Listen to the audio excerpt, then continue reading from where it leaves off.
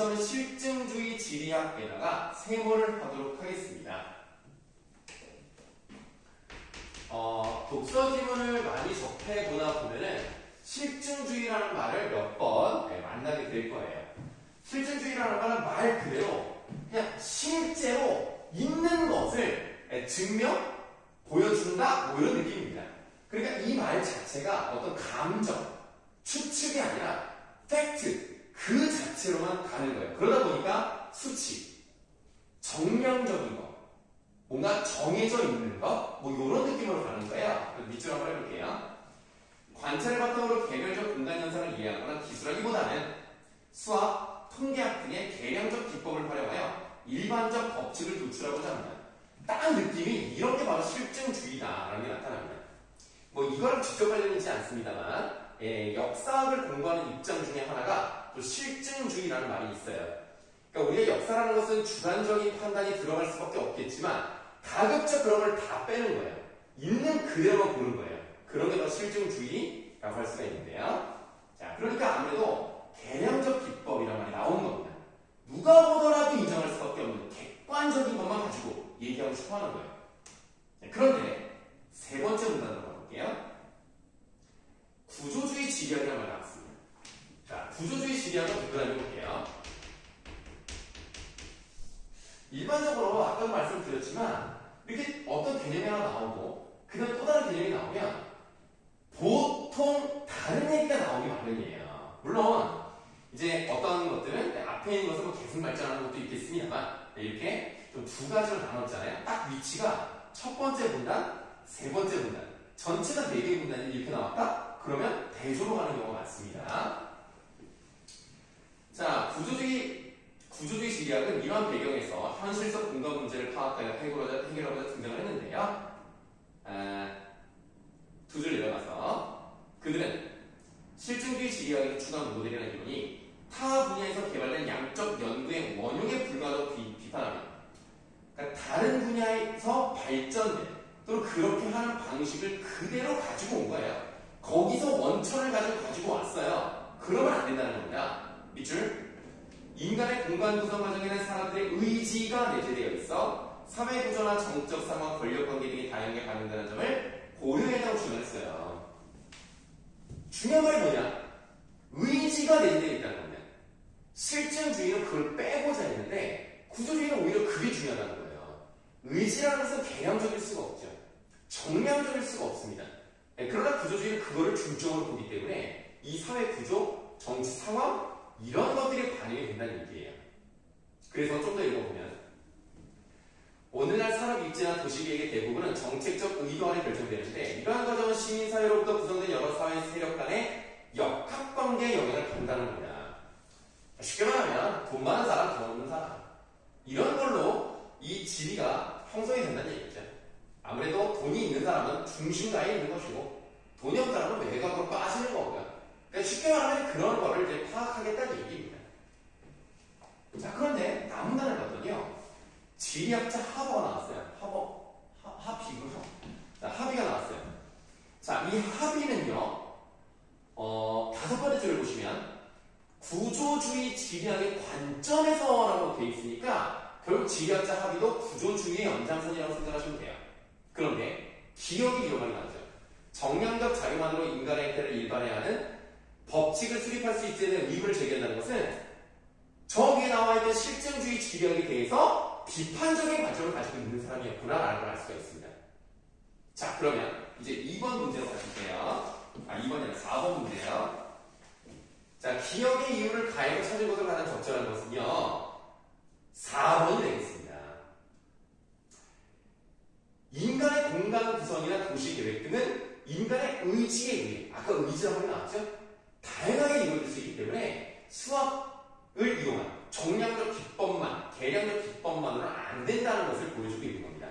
그래서 4번에다가 4번이고요. 이 4번 문제를 틀리는 경우에 오답으로서 1번이 잘 나오는데 관찰을 바탕으로 한 기술이나 이해로 인간의 행태를 설명할 수 없다는 얘기는 실증주의 지리학의 기본적 관점입니다.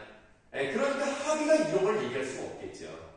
그래서 1번은 결국 실증주의 편드는 얘기예요. 그래서 1번을 보시면 안 되는 거였어요. 그런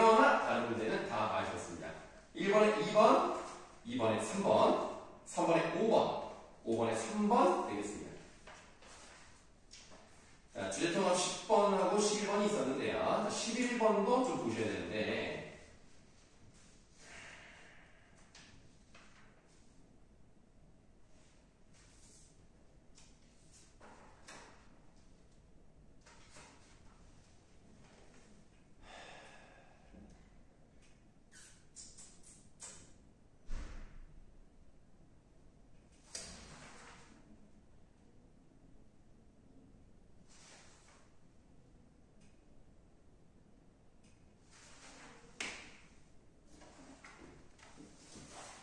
우선은 우리가 272쪽에 있는 A를 좀 읽어보죠. 네. A랑 관련된 부분이니까요.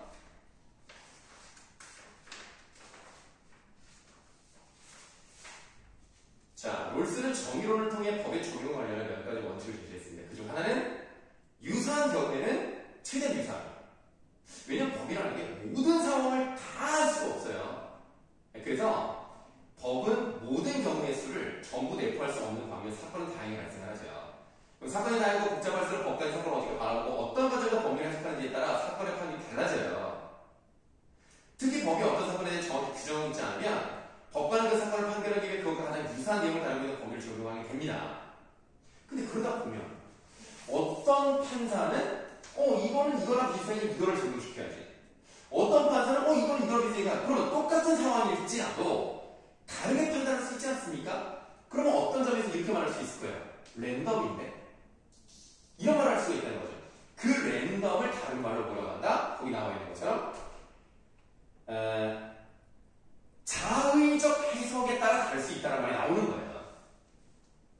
그러니까 법관의 해석이 판결에 영향을 줄 수 있죠. 그러니까 어떤 면에서는 약간 주관적 판단이 들어갈 수 있는데 그러면 안 돼. 법이라는 걸 엄격해야지. 그래서 롤스는 유사한 경우에는 최대한 유사하게 취급해야 한다는 원칙을 제시를 하는 거예요. 그래야 자의적으로 해석할 가능성이 굉장히 적어진다는 거예요. 자, 이게 이해되는 얘기예요. 그럼 이제 2번 문제로 가실게요.